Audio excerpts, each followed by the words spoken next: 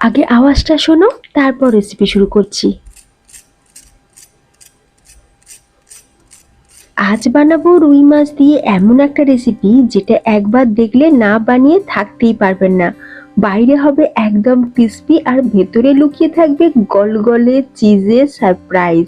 কামড় দিতেই যেভাবে চিজ বেরিয়ে আসবে সেটা দেখলে আপনারও এখনই বানাতে ইচ্ছা করবে। তাহলে আর দেরি কিসের? শুরু করা যাক আজকের এই সুপার টেস্টি চিজি রুই ফিশ বল। তবে ভিডিওটা কিন্তু একদম শেষ পর্যন্ত দেখতে হবে, কারণ ভিডিওর মাঝে আমি এমন ছোট ছোট টিপস তোমাদের সাথে শেয়ার করব যেটা ফলো করলে ফিশ বলগুলো কিন্তু এতটুকুও ভাঙবে না, চিজও বেরিয়ে আসবে না, আর ভাজার পর রেস্টুরেন্টের মতন ক্রিস্পি হবে। নমস্কার, বেঙ্গলি পাকশালায় তোমাদের সকলকে স্বাগত। তো দারুণ মুচমুচে রুই মাছের ফিশ বলগুলো বানানোর জন্য আমি এখানে 5 পিস রুই মাছের পেটি নিয়েছি। এখন পেটিটাকে আমি লবণ আর অল্প সামান্য হলুদ দিয়ে একটু সিদ্ধ করে নেব। তো তোমরা চাইলে এটা ভেটকি মাছ, কাতলা মাছ দিয়েও কিন্তু করতে পারো, বা ভোলা ভেটকি যেটা সেটা দিয়েও কিন্তু করতে পারো। তবে যেহেতু রুই মাছটা আমাদের সকলের বাড়িতে রোজকারের হয়ে থাকে, তো সেই জন্য সেই মাছের পেটি দিয়েই আজকে বানাচ্ছি ফিশ বল। দেখো, মাছগুলোকে আমি লবণ আর হলুদ দিয়ে মাছগুলোকে সিদ্ধ করব। চাপা দিয়ে দিলাম, 7 থেকে 8 মিনিট মিডিয়াম ফ্লেমে মাছগুলোকে সিদ্ধ করে নেব। মাছগুলো দেখো সিদ্ধ হয়ে গেছে। এখন ছাঁচা দিয়ে মাছগুলোকে তুলে নিলাম। এবার যখন মাছগুলো পুরোপুরি ঠান্ডা হয়ে যাবে তখন মাছগুলোর কাঁটাটাকে আমরা ছাড়িয়ে নেব। যেহেতু মাছের পেটি ব্যবহার করছি, তো সেই জন্য এই মাছের কাঁটা কিন্তু খুবই বড় বড়, তো কাঁটা ছাড়াতে তো খুব বেশি অসুবিধা হবে না, যে কোনো বাচ্চাই ছাড়িয়ে নিতে পারবে। তো যাই হোক, বাচ্চাদের কথা বাদই দাও। আমি এখানে দেখো মাছের কাঁটাগুলোকে সুন্দর করে ছাড়িয়ে নিচ্ছি। আর মাছের ওপরের যে এই যে স্কিনটা সেটাকে আমি ফেলে দেবো, তো এটাকে নেব না। অনেকে কিন্তু এটাও দেয়, তবে ওই খাওয়ার সময় যদি মুখে পড়ে কিরকম একটা লাগে। তো আমি মাছের পেটির যে স্কিনটা, তো সেটাকে এইভাবে ফেলে দেবো। চাইলে তোমরা দিতে পারো। এখন আমরা মাছটাকে সুন্দর করে একটু মেখে নেব। দেখো, মাছটাকে ভালো করে একটু মেখে নিয়েছি। এরপর চলো রেসিপিটা শুরু করে দিই। প্রথমেই কড়াইতে দিয়ে দিলাম 2 চামচ মতন সর্ষের তেল। তেলটা খুব ভালোভাবে গরম হয়ে যেতেই ফোড়নে দিয়ে দিচ্ছি গোটা জিরে। জিরেটা একটু ভেজে নেব। জিরেটা ভাজা হয়ে গেলে দিয়ে দেবো এখানে পেঁয়াজ, রসুন, আদা, কাঁচা লঙ্কা। সবার প্রথমে আমরা পেঁয়াজটাকে দেবো। পেঁয়াজটাকে দিয়ে হালকা একটু ভেজে নেব। খুব বেশি যে গোল্ডেন ব্রাউন করে ভাজতে হবে এমনটা নয়, কয়েক সেকেন্ড পেঁয়াজটাকে একটু ভেজে নিতে হবে। পেঁয়াজটা একটু বাদামি রং ধরলেই দিয়ে দেবো এখানে থেতো করে নেওয়া রসুন। আমি এখানে রসুনটাকে থেতো করে নিয়েছি, তোমরা চাইলে কিন্তু রসুনের পেস্ট ব্যবহার করতে পারো। পেঁয়াজ রসুন একটু ভাজা ভাজা হয়ে যেতেই দিয়ে দিচ্ছি এখানে কাঁচা লঙ্কা কুচি, আর দিয়ে দিলাম গ্রেট করে নেওয়া আদা। এখন একবার ভালো করে একটু ভাজা ভাজা করে নিলাম। এরপর দিয়ে দেবো এখানে সিদ্ধ করে রাখা মাছ। মাছটাকেও আমি এই পর্যায়ে একটু ভালো করে নেড়ে নেব, যাতে মাছটা একটু বেশ ভাজা ভাজা হয়ে যায় আর খেতে বেশ ভালো লাগে। গ্যাসের ফ্লেমটা আমি এই সময় মিডিয়ামে রেখেছি। আর মাছগুলোকে দেখো এরকম স্প্যাচুলা দিয়ে একটু ভালো করে ভেঙে দিচ্ছি। মাছগুলো দেখবে কড়াইতে দেওয়ার সাথে সাথে একটু দলা বেঁধে যাবে, তো মাছগুলোকে তো ভালো করে একটু ভেজে নিতে হবে, সেই জন্য স্প্যাচুলা দিয়ে একটু ভেঙে ভেঙে দিলাম। এরপর আমি এর মধ্যে দিয়ে দেবো একটা বড় সাইজের সিদ্ধ করে নেওয়া আলু। যদি তোমরা মিডিয়াম সাইজের আলুটা ব্যবহার করো তাহলে দুটো দেবে। এখন আলুটাকেও মাছের সাথে একটু ভালো করে ভেজে নিলাম। এইভাবে আলু আর মাছটাকে একটু ফ্রাই করে নিলে কোনো রকম স্মেল তো থাকবেই না, আর খেতে বেশি ভালো হয়। এরপর আমি দিয়ে দিচ্ছি কিছু গুঁড়ো মশলা। হলুদ গুঁড়ো, লঙ্কার গুঁড়ো, জিরের গুঁড়ো, ধনের গুঁড়ো, গরম মশলা, স্বাদ অনুযায়ী নুন, চিনি আর অল্প সামান্য একটু বিট লবণ রেখেছি, খেতে ভালো হবে। এবার মশলাগুলো দিয়ে খুব ভালো করে সবকিছুকে মিক্স করে নিলাম। নামানোর আগে আমি দিয়ে দিচ্ছি কুচানো ধনেপাতা, আর দিয়ে দেবো চাট মশলা। একটু চাট মশলা অবশ্যই দেবে, ভীষণ একটা চটপটা টেস্টও যেমন হবে, তেমনি ফিশ বলগুলো দারুণ খেতে লাগবে। এখন খুব ভালো করে আরো সবকিছুকে মিশিয়ে নিলাম। যদি হাতের কাছে চাট মশলা না থাকে তাহলে তোমরা পাতিলেবুর রস এই সময় দিয়ে দিতে পারো। ভালো করে মিক্স করে নিয়েছি। এই যে ফিশ বলের জন্য এই যে স্টাফিংটা, সেটা কিন্তু আমাদের রেডি। আমি একটা প্লেটে তুলে এটাকে ঠান্ডা হতে দেব। ততক্ষণে চলো বাকি উপকরণগুলো আমরা রেডি করে নেব।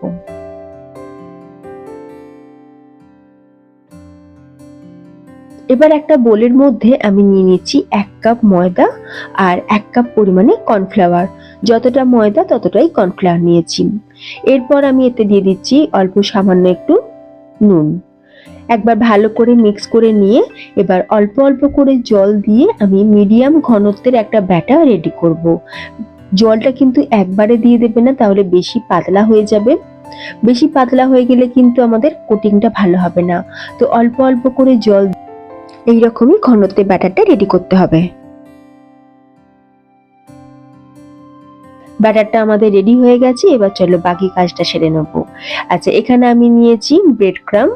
যে কোনো গ্রসারি শপেতে পেয়ে যাবে বা তোমরা অনলাইন অর্ডারও করতে পারো। এছাড়াও বাড়িতে যখন আমরা ব্রেড খাই, তো ব্রেডের যে সাইডগুলো মানে ব্রাউন কালার যেগুলো, সেগুলোকে তোমরা কড়াইতে একটুখানি ড্রাই রোস্ট করে তারপর সেটা মিক্সিতে দিয়ে গুঁড়ো করে নিতে পারো। এটাও কিন্তু ব্রেড ক্রাম্বের কাজ করবে। আচ্ছা, আমি ব্রেড ক্রাম্বের মধ্যে অল্প সামান্য একটুখানি নুন দিয়ে দিলাম, ভালো করে মিক্স করে রাখলাম। আর অন্যদিকে দেখো মাছের যে পুরটা, সেটাও কিন্তু বেশ ঠান্ডা হয়ে গেছে। এখন আমি মাছের পুরটাকে এইভাবে বলের মতন করে শেপ দেব। বলের মতন করে শেপ দেওয়ার আগে আমি মাঝখানে একটা করে চিজ বল দিয়ে দিচ্ছি।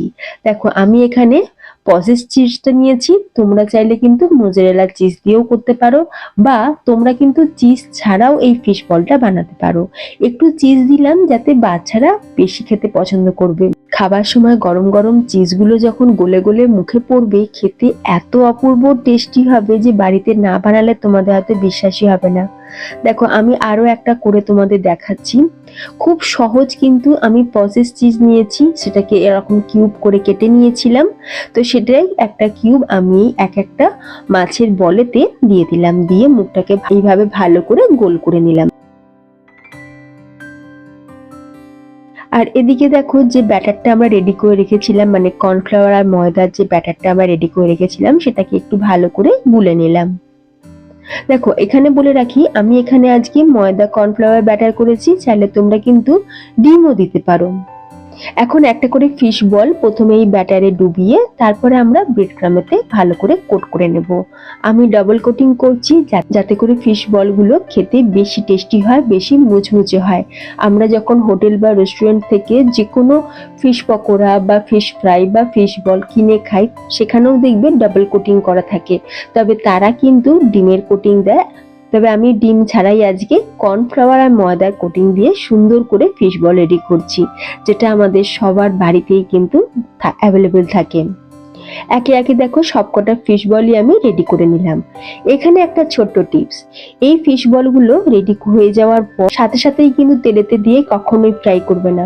ফিশ বলগুলোকে আমি কম করে আধ ঘন্টা ফ্রিজেতে রেখে দেবো।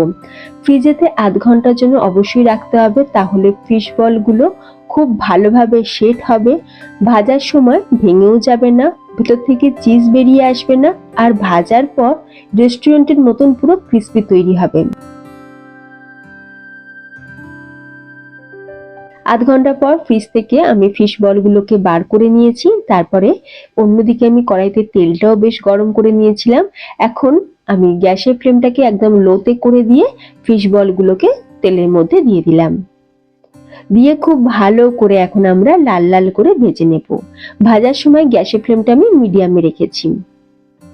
একে একে দেখো সবকটা ফিশ বলই কিন্তু আমি ভেজে নেব। ফিশ বলগুলো দেখো ভাজা হয়ে গেছে, কত সুন্দর দেখতে হয়েছে দেখো। এখন ফিশ বলগুলোকে আরো অ্যাট্রাকটিভ দেখানোর জন্য একটা করে টুথপিক আমি এইভাবে দিয়ে দিলাম। এইভাবে যদি বাচ্চাদের সামনে সার্ভ করা যায়, বাচ্চারা দেখবে ভীষণ পছন্দ করবে, কারণ এইভাবে একটা করে টুথপিক নিয়ে তারা যখন খাবে তো খেতে বেশি ভালো লাগবে আর দেখতেও সুন্দর লাগে। চাইলে তোমরা এই রেসিপির নাম ফিশ ললিপপও দিতে পারো, চিজি ফিশ ললিপপ। গরমা গরম চিজি ফিশ ললিপপ আমাদের একদম রেডি। তো ফ্রেন্ডস, অবশ্যই বাড়িতে একবার ট্রাই করো, তারপর কমেন্টে জানিয়ে তোমাদের কেমন লাগলো।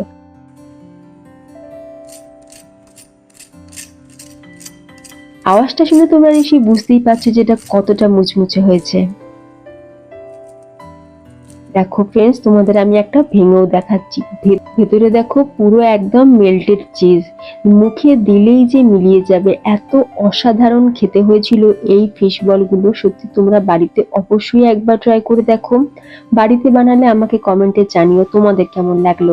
বৃষ্টির সন্ধ্যায় যদি এইরকম দুর্দান্ত স্বাদের একটা ফিশ বল থাকে, তাও একদম রেস্টুরেন্ট ভাইবসে, তাহলে আমার তো মনে হয় পরিবারের সকলের খুব পছন্দ হবে, সকলে এনজয় করে খাবেন। যদি আজকে সহজ আর সুস্বাদু রেসিপিটা তোমাদের ভালো লাগে, ভিডিওতে একটা লাইক দিও, শেয়ার করে দিও। তার সাথে চ্যানেলটা সাবস্ক্রাইব করা না থাকলে অবশ্যই সাবস্ক্রাইব করে পাশে থাকা বেল আইকনটা প্রেস করে রাখবে। তাহলে ফ্রেন্ডস, আজ আসি, দেখা হবে নতুন কোনো রেসিপির সাথে। ভালো থাকবে, সুস্থ থাকবে, ধন্যবাদ।